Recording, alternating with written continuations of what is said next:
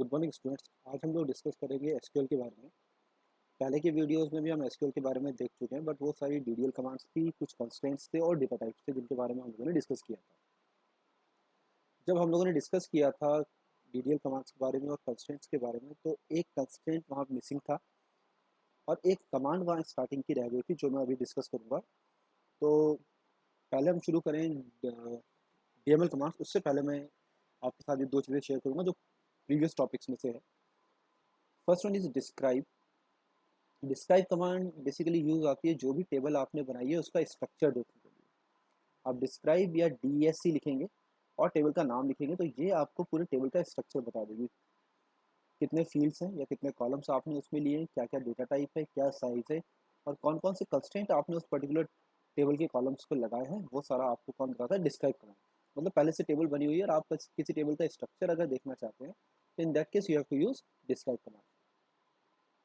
Constants पढ़े थे हम लोगों ने, उसमें एक इनम कंस्टेंट मिसिंग था, मैं वो लिखना भूल गया था पहले। तो इनम कंस्टेंट जो होता है बेसिकली वो एक सेट ऑफ वैल्यूज आपको प्रोवाइड करवाता है। मान लीजिए आप कोई प्रोग्राम बना रहे हैं, उसके अंदर आपने एसक्यूएल की टेबल बना रहे हैं। टेबल के अंदर आपने कोई कॉलम लिया, फॉर एग्जांपल क्लास, स्कूल की टेबल बना रहे हैं स्टूडेंट के लिए, और उसमें आपने लिखा क्लास। अब क्लास की जो वैल्यू होगी वो first to twelfth, twelfth classes के अंदर ही होगी। कोई 13, 14, 15 तो कोई क्लास होती नहीं है। दैट मीन्स आप यूज़र को रेस्ट्रिक्ट कर रहे हैं कि भैया जो भी क्लासेस तू डालेगा वो 1 से लेकर 12 तक होनी चाहिए। तो इस केस में आप जिस क्लास नाम का जो कॉलम लेंगे क्लास, उसका डेटा टाइप इनम और ब्रैकेट में 1 से लेकर 12 तक वैल्यूज दे देते। तो जो ब्रैकेट में सेट ऑफ वैल्यूज आपने दिए, यूज़र को उसी सेट ऑफ वैल्यूज में से कोई वैल्यू इंसर्ट करनी पड़ेगी। उसके अलावा अगर उसने इंसर्ट करने की कोशिश की तो ये कंस्ट्रेंट एरर शो करेगा। अब हम आते हैं डीएमएल कमांड के ऊपर। डीएमएल कमांड की जो सबसे फर्स्ट कमांड हम लोग यूज़ करेंगे दैट इज इंसर्ट। देखिए इंसर्ट कमांड जो होती है ये आपकी वैल्यू टेबल में इंसर्ट करवाने के काम में आती है। डीएमएल कमांड है, आपने क्रिएट कमांड से टेबल बना ली, टेबल बनाने के बाद आप रिकॉर्ड्स इंसर्ट करने। तो रिकॉर्ड इंसर्ट करने के यहाँ पे मैंने 4 तरीके लिए, आपके साथ एक एक करके हम डिस्कस करेंगे। ठीक है, सबसे पहले सिंटैक्स देखिए, इसमें इंसर्ट इनटू टेबल नेम, फिर column name 1, column name 2, bracket clause, values और फिर जो वैल्यू आपको डालनी है वो। ठीक है, ध्यान रखने वाली चीज़ ये है कि जो वैल्यूज आप डालेंगे उन वैल्यूज़ के अंदर न्यूमेरिक वैल्यू जो होगी एगर इंटीजर और डेसिमल, वो सिंगल कोट्स में नहीं आएगी। कैर, वैर और डेट वाली जो वैल्यूज़ होंगी इनपुट करवाने में, वो वैल्यूज़ ऑलवेज सिंगल कोट्स में आएगी। अब देखिए इसको इंसर्ट करने के 4 तरीके हैं। सबसे पहला वाला तरीका जो लिया उसमें पहले हमने कॉलम्स के नेम लिखे हैं, फिर हमने कॉलम की वैल्यूज़ लिखी है। Insert into student, bracket open, roll number, comma name, comma address, bracket close, then values और जो वैल्यूज़ आपको डालनी है। देखिए फर्स्ट वैल्यू फर्स्ट कॉलम में जाएगी, दैट मीन्स 101 जाएगा रोल नंबर में, अमित जाएगा नेम में और वैशाली नगर जाएगा एड्रेस वाले कॉलम के अंदर। अब अगर आप चाहें तो दूसरे तरीके से भी जा सकते हैं। अगर आपको पता है कि मुझे तीनों वैल्यूज़ डालनी है, या 3 कॉलम से 3 वैल्यूज़ की बात कर रहा हूँ, 3 कॉलम्स हैं और तीनों वैल्यूज़ मुझे डालनी है, तो कॉलम के नाम स्पेसिफाई करने की कोई ज़रूरत आपको नहीं है। आप सीधा लिख सकते हैं insert into student, values, first column की वैल्यू, सेकंड कॉलम की वैल्यू और थर्ड कॉलम की वैल्यू। अब यहाँ पे जो वैल्यूज़ का आपने ऑर्डर दिया इसी ऑर्डर में वो कॉलम्स में वैल्यूज इंसर्ट हो जाएगी। टेबल में इसी ऑर्डर में कॉलम होने चाहिए कि फर्स्ट इंटीजर वैल्यू के लिए होगा, दूसरा स्ट्रिंग वैल्यू या वैरकर वैल्यू के लिए, एंड थर्ड भी वैरकर वैल्यू के लिए। नेक्स्ट तरीका जो है उसमें भी मैंने वैल्यूज ही डाला, इंसर्ट इनटू स्टूडेंट वैल्यूज।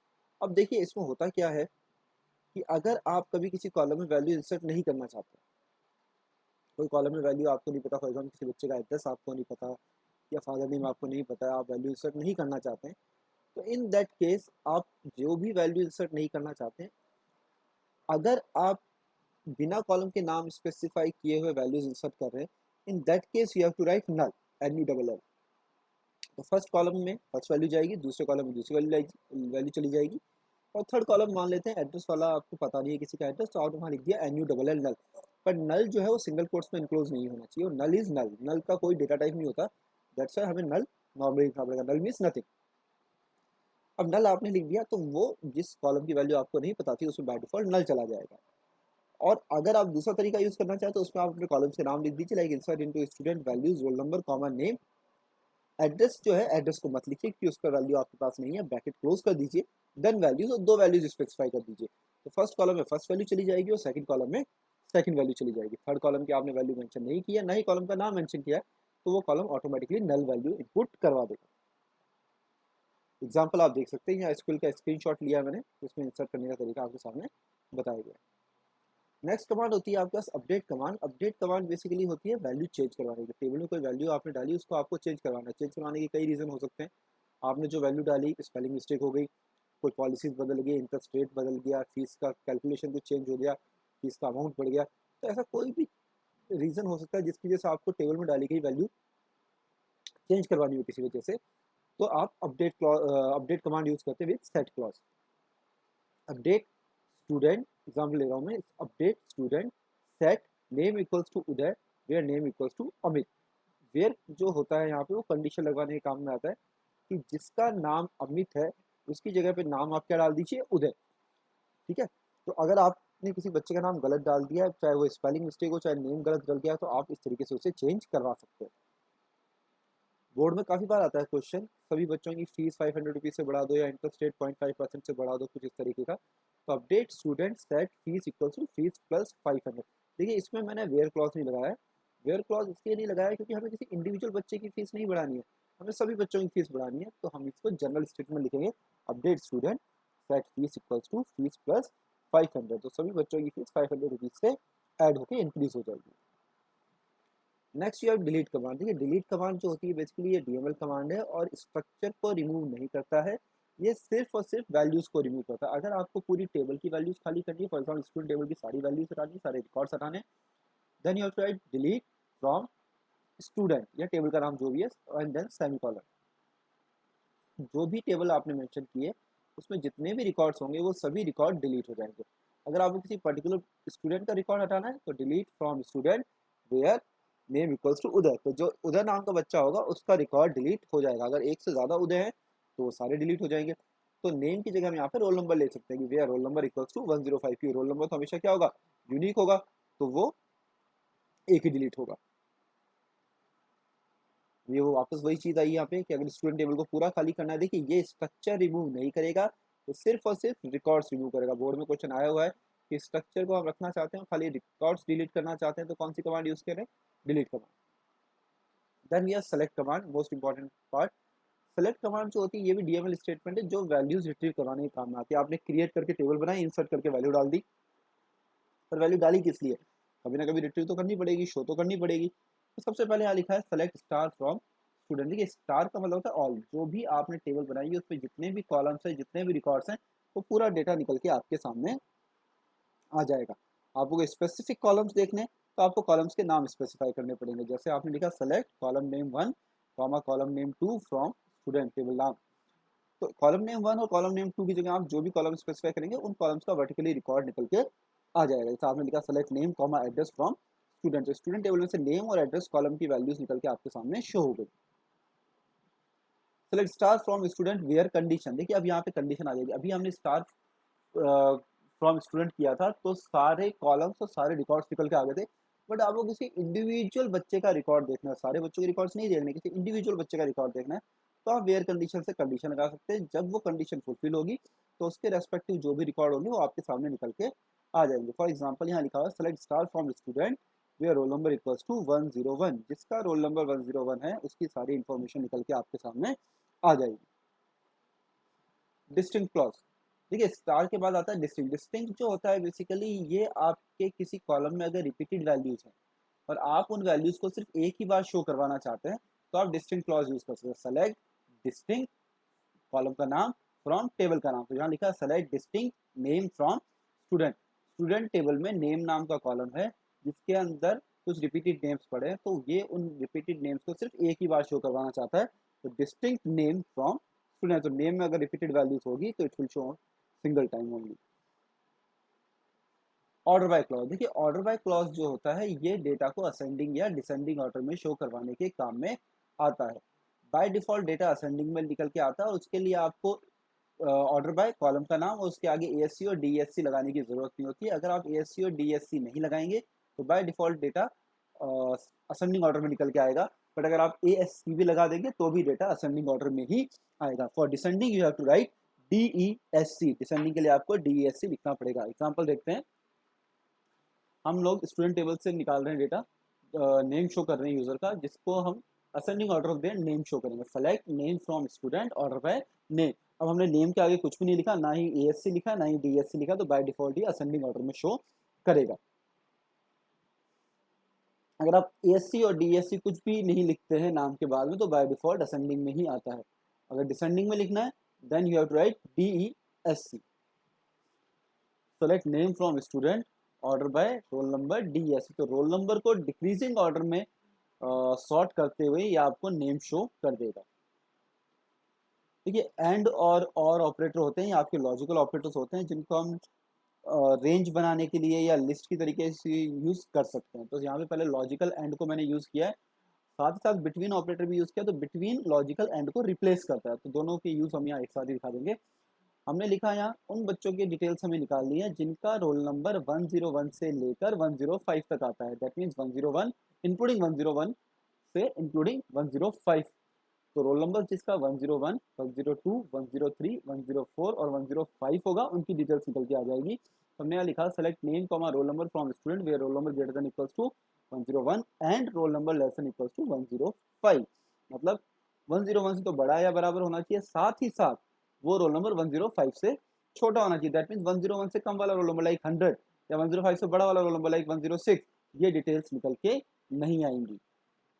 इसी चीज को जो हमने पिछले पार्ट में किया, अभी हमने एंड यूज करके ग्रेटर देन लेस देन वाले को हम बिटवीन के साथ भी कर सकते हैं। फॉर एग्जांपल हमने लिखा select name comma roll number from student where roll number between 101 and 105। Between में भी 101 एंड 105 दोनों इंक्लूड होंगे, मतलब रोल नंबर 101 से लेकर 105 तक जिनकी भी डिटेल्स यहाँ पे शो होंगी वो आपके सामने प्रेजेंट हो जाएगी। इसी का उल्टा अगर आपको करना है तो you can write not between. जिनके रोल नंबर 101 से 105 के इन बिटवीन नहीं आते हैं उनकी डिटेल्स निकाल के दे दो। दैट मीन्स 101 से कम वाला और 105 से ज़्यादा वाले जो रोल नंबर्स हैं उनकी डिटेल्स आपके सामने निकल जाएगी। Select name comma roll number from student where roll number not between 101 and 105।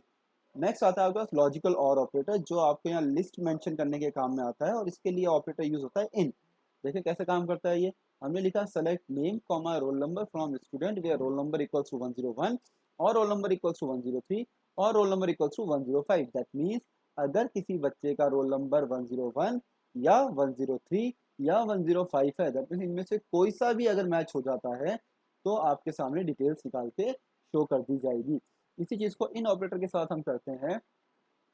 Bracket में हम एक लिस्ट मेंशन कर देंगे और फिर वो रोल नंबर चेक करवा जाएगा इन ऑपरेटर की मदद से कि रोल नंबर की वैल्यू अगर ब्रैकेट में दी गई वैल्यू से किसी से भी मैच हो जाती है तो उसका रेस्पेक्टिव डिटेल्स आपको निकाल के दिखा दे। Like select name comma roll number from student where roll number in 101, 103, 105। That means इनमें से कोई भी वैल्यू मैच हो जाती है तो उसकी डिटेल्स आपको निकाल के शो कर दी जाएगी।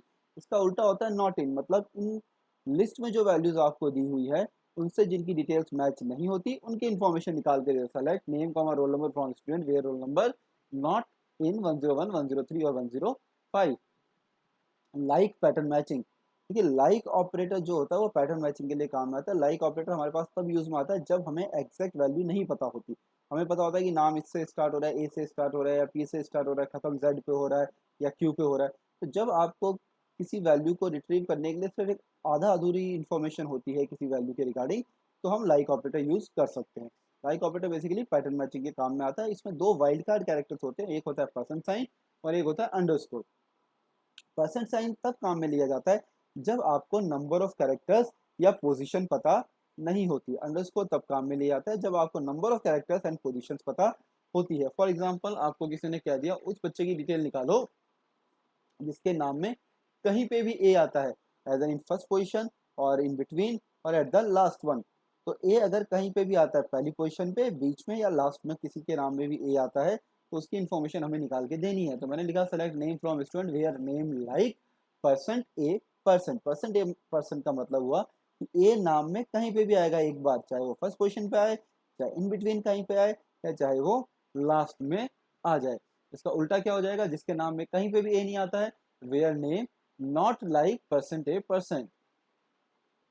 अब आपको बोला गया उस बच्चे की डिटेल्स निकाल के दीजिए जिस बच्चे के नाम का लास्ट कैरेक्टर ए है। ठीक है, लास्ट कैरेक्टर ए मतलब उसके पीछे कोई कैरेक्टर नहीं है, उससे आगे कुछ कैरेक्टर्स हैं, आगे कितने कैरेक्टर्स हैं ये हमें नहीं पता, तो हम उसके आगे परसेंट साइन लगा देंगे। तो हमने लगा दिया %a, मतलब आगे कितने कैरेक्टर्स हैं, कौन से कैरेक्टर्स हमें कोई आइडिया नहीं है, बट लास्ट में a है, उसके बाद कुछ भी नहीं है। नॉट लाइक कर देंगे, जिसके लास्ट में a नहीं है उनकी इंफॉर्मेशन निकल के आ जाएगी।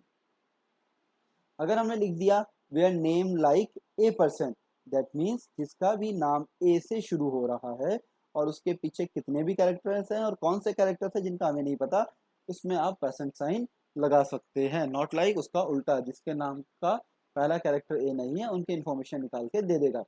अब देखिए अंडरस्कोर a% का एग्जांपल लिया हुआ है, परसेंट आपके लास्ट में लगा हुआ है, ए से पहले अंडरस्कोर लगा। मैंने अंडरस्कोर के केस में कहा था कि जब आपको पोजीशन पता होती है तो, मतलब ए इस क्वेश्चन में सेकंड पोजीशन पे आएगा। तो मैंने लिखा select name from student where name like underscore a%, underscore एक अंडरस्कोर आया, वन अंडरस्कोर इज देयर, तो एक अंडरस्कोर आया, इसका मतलब ए से पहले एक कैरेक्टर है, तो ए कौन सी पोजीशन पे आ गया, सेकंड पोजीशन पे। ए के बाद में कितने कैरेक्टर्स और कौन कौन से कैरेक्टर से हमें नहीं पता, तो हमने परसेंट साइन यूज ले लिया। तो इसका मतलब ये हो गया जिस नाम के भी सेकंड कैरेक्टर पे ए है उसकी इंफॉर्मेशन निकाल के दे दीजिए।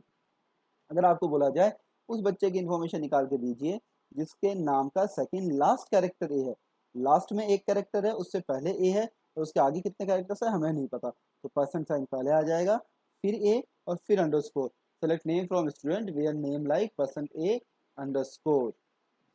देखिए इज नल, आपको कभी ये बोला जाए कि उन बच्चों की डिटेल्स निकालो जिनके एड्रेस में एंट्री नहीं की गई, जिनका एड्रेस हमने नहीं डाला है, तो अगर आप लिखते हैं कि select star from student where name where address equals to null, तो ये गलत हो जाएगा। नल के केस में कभी भी इक्वल्स टू नहीं चलता है, in case of null you have to use is, तो आपको लिखना पड़ेगा where name is null. Is not null, जब आप कभी नल मैच नहीं करवाना चाहते हैं, तो आप कहना चाहते हैं कि भैया जहाँ पे नल नहीं है उसकी इन्फॉर्मेशन निकाल के लाओ, तो वहाँ पे आप लिख सकते हैं select name from student where address equals to null, ये तो गलत हो चुका था, तो इसके लिए हम लिख सकते हैं where address is not null. Functions, देखिए फंक्शंस बेसिकली वो कोड होता है जो कोई स्पेसिफिक काम करने के लिए पहले से बनाया जाता है, जिनके भी आगे ब्रैकेट्स लगे हुए होते हैं, round brackets, they are considered as function. Bracket में कुछ वैल्यू हो सकती है और ब्रैकेट्स खाली भी हो सकते हैं। ब्रैकेट के अंदर जो वैल्यू होती है उसे हम आर्ग्यूमेंट्स बोलते हैं या पैरामीटर्स बोलते हैं, जिनके ऊपर वो फंक्शन कुछ एक्शन परफॉर्म करता है या कुछ टास्क परफॉर्म करता है। 12th क्लास के अंदर फंक्शंस को दो कैटेगरी में डिवाइड कर रखा है, सिंगल रो फंक्शन और aggregate function. Aggregate function next chapter में आएंगे, सिंगल रो फंक्शन हम यहीं पे यूज कर रहे हैं। सिंगल रो फंक्शन जो होते हैं उनको तीन कैटेगरीज में डिवाइड किया गया है, न्यूमेरिक, स्ट्रिंग और आपका थर्ड है date and time function. Numeric function में सबसे पहला है पावर और पीओडब्ल्यू। देखिए कोई भी फंक्शन होगा इधर पावर पीओडब्ल्यू, और कोई भी फंक्शन होगा, फंक्शन के ब्रैकेट में कांस्टेंट वैल्यू भी जा सकती है और फंक्शन के ब्रैकेट में टेबल का कॉलम का नाम भी जा सकता है। मतलब ये फंक्शन किसी कांस्टेंट वैल्यू पे भी काम करेंगे, ये फंक्शन कॉलम टेबल के किसी कॉलम पे भी काम करेंगे। तो हमने लिखा सेलेक्ट पावर 2,3, मतलब 2 की पावर 3, 2 की पावर 3 8 होता है, नीचे एग्जाम्पल में आप दे सकते हैं, आंसर लिखा हुआ है आप यहाँ पे देख सकते हैं। राउंड, देखिए राउंड बेसिकली राउंड ऑफ कराने के काम में आता है। हमें पता है कि 0.5 से ज़्यादा जब कोई वैल्यू होती है, फॉर एग्जाम्पल 2.5 कोई वैल्यू होती है और उसे अगर हम राउंड करवाते हैं तो 2.5 3 बन जाता है। 0.5 है, उससे बड़ी वैल्यू आगे वाली वैल्यू को इंक्रीज कर देती है, +1 कर देती है। तो यहाँ पे एग्जाम्पल्स से हम समझते हैं, हमने लिखा सेलेक्ट राउंड 256.567, 2। देखिए ये जो कॉमा 2 का मतलब है ये बता रहा है कि डेसिमल के बाद हमें दो वैल्यूज शो करवानी है। तो 256 तो एज इट इज आएगा, 0.567 में से दो वैल्यूज हमें शो करवानी है, तो 5 6 आउटपुट में शो होना चाहिए, बट 6 के बाद वाली वैल्यू जो है 7, ये 5 से बड़ी है, तो ये 6 को +1 कर देगा और यू विल गेट 256.57। इसी केस में नेक्स्ट वाला एग्जांपल देखिए जहाँ पे कॉमा 1 दिया हुआ है। 1 का मतलब हो गया डेसिमल के बाद सिर्फ एक ही वैल्यू शो करनी है, बट 5 के बाद क्या दिया हुआ है 6, वो 5 को बढ़ा के एक वैल्यू इंक्रीज कर देगा। कॉमा 0 का मतलब हुआ आउटपुट में हम डेसिमल के बाद एक भी वैल्यू शो नहीं करवाएंगे, तो डेसिमल के बाद यहाँ क्या है 5, तो ये 5 पॉइंट से पहले वाली जो डेसिमल पॉइंट से पहले वाली वैल्यू 6 है उसको +1 करेगा, तो यू विल गेट 257। एग्जाम में क्वेश्चन आता है जिसमें कॉमा के बाद जो वैल्यू दी गई है उसमें 210 या पॉजिटिव वैल्यू के प्लेस पे नेगेटिव वैल्यूज भी दी जा सकती है। जैसे एग्जांपल नेक्स्ट एग्जांपल में आप देखेंगे जब मैंने दिया है 256.567, -1। देखिए दिमाग में बैठा लीजिए ये चीज़, कि -1 जब दिया जाएगा तो आपको उस जो भी गिवन वैल्यू है उसके नियरेस्ट टेंस पे जाना है, -2 दिया जाएगा तो नियरेस्ट हंड्रेड्स पे जाना है, -3 दिया जाएगा तो नियरेस्ट थाउजेंड्स पे जाना है, -4 दिया जाएगा तो नियरेस्ट 10,000 पे जाना है। इस तरीके से आपको समझना है इस चीज़ को। तो अब यहाँ पे -1 दिया हुआ है, दैट मीन्स इस नंबर का नियरेस्ट टेंस कौन है। ठीक है, जब भी माइनस की वैल्यू आएगी तो आपको डेसिमल के बाद वाली वैल्यूज़ को इग्नोर करना है, उन वैल्यूज को कंसीडर नहीं करना है। तो यहाँ पे वैल्यू है 256.567 -1 के साथ, तो 567 जो डेसिमल के बाद है उसको कंसीडर नहीं करना है। 256 का नियरेस्ट 10 कौन है, ये 256 के नियरेस्ट 10 वैल्यू कौन सी है, इधर 250 और 260, बट 250 और 260 के बीच की वैल्यू क्या होती है, 55। तो ये जो वैल्यू दी हुई है 56 है, मतलब पॉइंट मिडल पॉइंट से आगे की वैल्यू, तो ये 256 क्या बन जाएगा, 260। नेक्स्ट एग्जाम्पल में देखिए -2 दिया हुआ है, -2 जब दिया है दैट मीन्स आपको नियरेस्ट हंड्रेड्स पे जाना है, बट 0.567 को इग्नोर कर दीजिए। तो 256 का नियरेस्ट हंड्रेड कौन है, एज 200 और 300, बट जो मिडल पॉइंट वैल्यू दी गई है वो 256 दी गई है, मतलब 250 से ज़्यादा, जो 200 और 300 के बीच का पॉइंट है 250, उस पर वैल्यू ज़्यादा है, तो ये राउंड ऑफ करके आपको कितनी दे देगा, 300। और अगर आपने -3 दिया तो -3 नियरेस्ट थाउजेंड्स पे जाएगा, तो नियरेस्ट थाउजेंड कौन सा होगा 256 का, या तो 0 या 1000, इसके बाद तो कोई 1000 है ही नहीं हमारे पास। तो 256 500 से कम है मिडिल पॉइंट से, तो यू विल गेट 0। अगर ये 500 से ज़्यादा होता तो आपको 1000 मिल जाता। इसी तरीके से ट्रंकेट फंक्शन आता है। देखिए अभी हमने राउंड ऑफ कर दी 0.5 से ज़्यादा होने पे वैल्यू, पर ट्रंकेट के केस में कोई वैल्यू बढ़ती नहीं है। ट्रंकेट सिंपली पॉइंट के बाद की वैल्यूज़ को डिस्कार्ड करता है और जो बची हुई वैल्यू होती है वो आपके सामने शो कर देता है। इसी एग्जाम्पल को (2) से स्टार्टिंग वाला एग्जाम्पल देखिए, 256.56, 7, 2, मतलब दो वैल्यूज आपको शो करनी है, तो 0.56 एलसीडी शो हो गया, 7 ने राउंड ऑफ नहीं किया, वो रिमूव हो गया, (1) नेक्स्ट एग्जाम्पल में तो 0.5 आपके सामने शो हो गया, 6, 7 दोनों रिमूव हो गए, 0 किया तो डेसिमल के बाद की सारी वैल्यूज रिमूव होगी, आपकी नॉर्मल वैल्यू शो हो गई। -1, -2, -3 के एग्जाम्पल में आप देखेंगे वही चीज़ यहाँ है, -1 नियरेस्ट टेंस पे जाएगा, -2 नियरेस्ट हंड्रेड पे जाएगा, -3 नियरेस्ट थाउजेंड्स पे जाएगा। बस बात याद रखने वाली ये है कि कितनी भी बड़ी वैल्यू क्यों ना हो, ये वैल्यू कभी भी आगे वाली वैल्यू की तरफ नहीं जाएगी, ये ऑलवेज प्रीवियस वैल्यू की तरफ जाएगी। लाइक 256 में जो आंसर था लास्ट वाले एग्जाम्पल में 260 मिला था, बट यहाँ पे ये ऑलवेज आपको क्या देगा, 250। -2 के केस में जो ये था, -2 नियरेस्ट कहाँ जाता है हंड्रेड्स के ऊपर, और 300 आया था, बट इस केस में आपको ऑलवेज 200 मिलेगा। -3 के केस में ऑलवेज आपको 0 ही मिलेगा। नेक्स्ट ये स्ट्रिंग फंक्शन। देखिए स्ट्रिंग फंक्शन जो होता है ये दो या दो से ज़्यादा स्ट्रिंग्स को आपस में मर्ज करवाने के काम आता है, जिसे हम कॉन्कैट बोलते हैं। स्ट्रिंग्स यहाँ पे देखिए एक चीज़ है, जावा में जो स्ट्रिंग होती है वो 0 से काउंट होती है, एसक्यूएल की स्ट्रिंग ऑलवेज 1 से काउंट होती है। ग्रुप ऑफ कैरेक्टर्स होते हैं जिसे हम स्ट्रिंग्स बोलते हैं। तो पहला फंक्शन जो यहाँ पे दैट इज कॉन्कैट। कॉन्कैट का मतलब होता है दो स्ट्रिंग्स को या दो से ज़्यादा स्ट्रिंग्स को आपस में मर्ज करना। तो यहाँ पे एग्जाम्पल आप देख सकते हैं, यहाँ लिखा सेलेक्ट कॉन्कैट, और ब्रैकेट में 3 वैल्यूज लिखी है, सिंगल कोट्स के अंदर स्ट्रिंग वैल्यू है श्री भवानी निकेतन, तीनों को मर्ज करके एक वर्ड बन गया श्री भवानी निकेतन, बट इसमें स्पेस बाय डिफॉल्ट नहीं आता है, अगर आपको देना तो कुछ ना कुछ लॉजिक आपको यहाँ पे लगाना पड़ेगा। सब स्ट्रिंग, सब एसटीआर और मिड। देखिए सब स्ट्रिंग, सब एसटीआर और मिड जो होता है ये मेन स्ट्रिंग में से एक छोटा पार्ट एक्सट्रैक्ट करवाने के काम में आता है। जैसी जैसी पोजीशंस देंगे उसके अकॉर्डिंग ये वैल्यू एक्सट्रैक्ट करके देता है। एग्जांपल देखिए, सेलेक्ट सब स्ट्रिंग राजस्थान कॉमा 2। ये राजस्थान कॉमा 2 यहाँ पे मैंने शुरू में बोल दिया था, जावा की स्ट्रिंग 0 से काउंट होती है, एसक्यूएल की स्ट्रिंग ऑलवेज 1 से काउंट होती है। दैट मीन्स राजस्थान का आर फर्स्ट पोजिशन पे है, ए 2 पोजिशन पे है, जे 3 पोजिशन पे है, उसके आगे वाला ए 4 पोजिशन पे है, देन 5, 6, 7, 8, 9, इस तरीके से इनकी पोजिशन है। तो राजस्थान कॉमा 2 का मतलब सेकंड पोजीशन से लेकर सारे कैरेक्टर शो हो जाएंगे। तो ए जो है फर्स्ट जो ए शो हो रहा है आपको, उस ए से लेकर सारे कैरेक्टर्स आपको शो हो गए। 2,4 का मतलब हुआ 2 से 4 कैरेक्टर्स रिट्रीव करना, सेकंड पोजीशन से 4 कैरेक्टर। तो सेकंड पोजीशन पे कौन है, ए, तो ए जे ए एस निकल के आपके सामने आ जाएगा। -7,4 अगर मैंने किया तो -7,4 का मतलब होगा अब हम काउंटिंग फॉरवर्ड डायरेक्शन से ना करके बैकवर्ड डायरेक्शन से करेंगे, मतलब NAHTSAJ इस तरीके से करेंगे। तो आप काउंट करते हैं, एन आपका फर्स्ट पोजीशन पे है, ए सेकंड पे है, एच 3 पे है, टी 4 पे है, एस 5 पे है, ए 6 पे है, जे 7 पे है। अब जे से आपको 4 कैरेक्टर्स पढ़ाने, तो वापस अब राइट डायरेक्शन में जाना है आपको, जे ए एस टी, आउटपुट आ जाएगा जे ए एस टी। ये सब स्ट्रिंग वाले में या सब एस टी आर या मिड फंक्शन का काम है। नेक्स्ट आपके सामने था इन एस टी आर। देखिए इन एस टी आर का काम होता है एक बड़ी स्ट्रिंग में छोटी स्ट्रिंग की पोजीशन को बताना, कोई बड़ा नाम लिखा उसमें छोटा वाला नाम किस पोजीशन से स्टार्ट हो रहा है वो बताना है। आपको फर्स्ट कैरेक्टर की अक्रेंस बतानी होती है, दोनों की पोजीशन नहीं बतानी होती। फॉर एग्जांपल आपने लिखा सेलेक्ट इन एस किया राजस्थान कॉमा JAS, मतलब JAS राजस्थान वर्ड के अंदर कहाँ पे आ रहा है, तो 1 2 3 थर्ड पोजीशन पे जे है, वहां से ये वर्ड स्टार्ट हो रहा है, तो आपको 3 आउटपुट मिल गया। अब नेक्स्ट में राजस्थान कॉमा 80 लिखा, 80 तो राजस्थान में कहीं पे आता ही नहीं है, तो इट विल शो 0।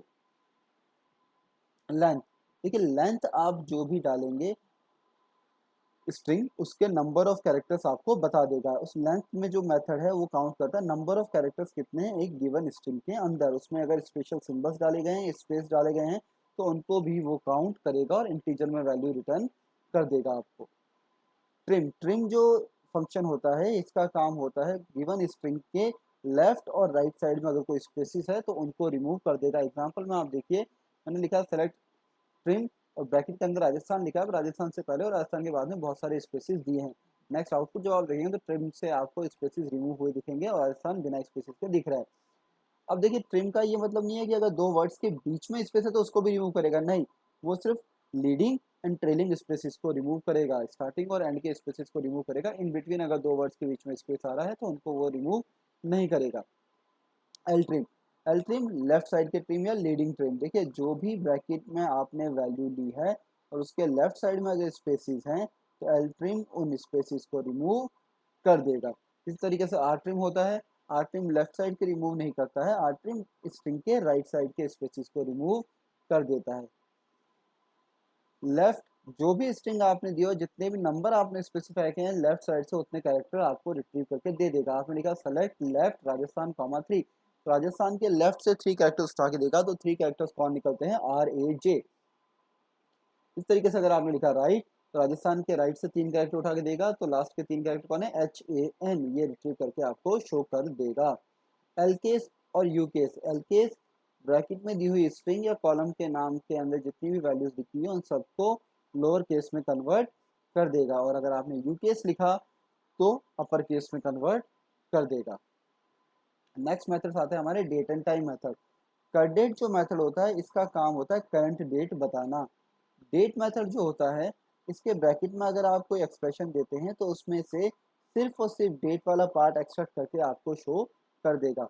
मंथ जो मेथड होता है इसके ब्रैकेट में आप कोई डेट देते हैं तो वो डेट कौन से महीने की है उसको 2 डिजिट में आपके सामने शो कर देगा, आउटपुट में आप देख सकते हैं। ईयर, ईयर जो होता है जो भी आपने डेट मेंशन की है ब्रैकेट के अंदर ईयर मेथड उस पर लगाएंगे तो 4 डिजिट में आपको ईयर शो कर देगा। एग्जाम्पल में देख सकते हैं डे नेम, ब्रैकेट में जो भी डेट आपने दी है उस डेट को क्या दिन था, संडे मंडे ट्यूसडे, वो आपको शो करता है day name. Day of month, जो भी ब्रैकेट में आपने डेट दी है वो मंथ का कौन सा डे है वो बताएगा कौन आपको, डे ऑफ मंथ। एग्जाम्पल में देख सकते हैं आपने डेट लिखी तो उस डेट, वो डेट जो है वो महीने का कौन सा दिन था वो ये शो कर रहा है। डे ऑफ वीक, जो भी डेट आपने ब्रैकेट में दी है वो वीक का कौन सा दिन है। संडे जो होता है वो 1 से काउंट होता है, देन 2 3 4 5 6 7 इस तरीके से वो चलता है। तो जो भी डेट आपने दी है वो हफ्ते का कौन सा दिन है वो बता दिया जाएगा। डे ऑफ ईयर, जो भी डेट आपने डे ऑफ ईयर मेथड के अंदर दी है वो साल का कौन सा दिन है वो बता दिया जाएगा। नाउ और सिस्टेट, देखिए नाउ और सिस्टेट दोनों का काम एक ही होता है, आपको सिस्टम डेट बताना, डेट और टाइम दोनों बताना। बट अगर दोनों काम सेम करते हैं तो दोनों में डिफरेंस क्या है, ठीक है। डिफरेंस के लिए आप ये एग्जांपल समझिए, देखिए यहाँ पे लिखा है सेलेक्ट सिस्टेट कॉमा स्लीप ब्रैकेट में 10 कॉमा सिस्टेट। तो अगर आप देखें यहाँ दो सिस्टेट लिए हुए हैं, दोनों सिस्टेट के नीचे आउटपुट में देखिए एक फर्स्ट वाला सिस्टेट जो है उसने आउटपुट दिया 2015 12 15 19 36 04। इस तरीके से दूसरा वाले सिस्टेट ने दिया है 2015 12 15 19 36 14, मतलब 10 सेकंड का इनमें गैप आ गया, जो स्लीप के अंदर 10 सेकंड दिए हुए थे। दोनों सिस्टेट के आउटपुट में 10 सेकंड का गैप है। देख लीजिए 193604 फर्स्ट वाले सिस्टेट का टाइम है और दूसरे वाले सिस्टेट का टाइम 193614 है। देखिए सिस्टेट के अंदर जब आपने स्लीप 10 दिया तो स्लीप जो मेथड था वो 10 सेकंड के लिए पीसी को या लैपटॉप को आपके होल्ड कर देगा और वो कोई काम नहीं करेगा, आइडल बना देगा। तो ड्यूरिंग दैट आइडल टाइम आपका टाइमर तो चलेगा। तो पहले सिस्डेट ने जब टाइम दिया वो 04 दिया, दूसरे सिस्डेट ने टाइम दिया वो 14 दिया। उसका रीज़न ये है कि दोनों सिस्डेट ने अलग अलग चलने का टाइम दिया। पहले जब सिस्टेट चला उसने पहला टाइम दे दिया, फिर 10 सेकंड के लिए होल्ड पे रहे, फिर दूसरा सिस्टेट चला तो उसने 10 सेकंड आगे का टाइम आपको शो कर दिया। इस तरीके से नाव जो होता है, नाव में देखिए सेम एग्जांपल हमने नाव के साथ लिया, स्लीप 10 के साथ। तो नाव जो था उसमें जो टाइम आ रहा है वो 19:36:26 आ रहा है, और दूसरे वाले नाव का टाइम भी सेम आ रहा है। इसका क्या रीज़न है? इस नाव ने अपने चलने का टाइम तो दिया ही नहीं।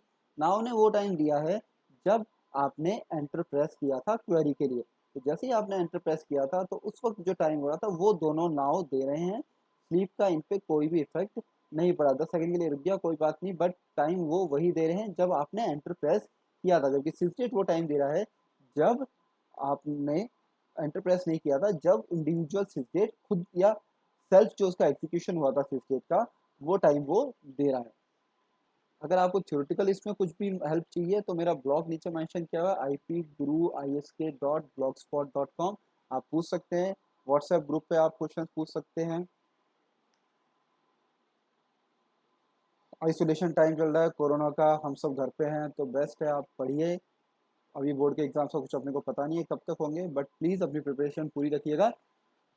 और जब जब वीडियो अपलोड होते हैं सब्सक्राइब कर देना, जो आपको नोटिफिकेशन आता रहेगा। वीडियो अब नेक्स्ट चैप्टर के अपलोड करूंगा 1-2 दिन के अंदर, जिसमें ग्रुप बाय जॉइंट्स वाला चैप्टर होगा। तो इस तरीके से आपके एसक्यूएल के 30 मार्क्स हम स्कोर करने की गारंटी ले लेते हैं। देन आफ्टर मैं आपको